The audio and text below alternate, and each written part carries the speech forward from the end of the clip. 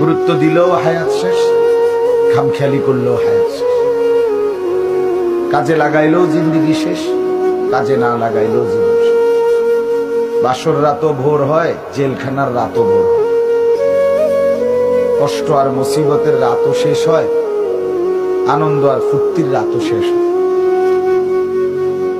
এবং জীবনটা আমাদের ওয়ান ওয়ে, একমুখী রাস্তা, যেটা কেবল সামনের দিকেই যেতে হয়, ওই বরাবর, আর পিছন দিকে আসা যায়। এইখানে আমরা যারা কল্পনা করেন, আমরা যারা বসেছি, কেউ ইচ্ছা করলে আজকের দুপুরে আমরা আর ফিরে যাইতে পারবো? কোনো সুযোগ, কোনো যোগ্যতায়।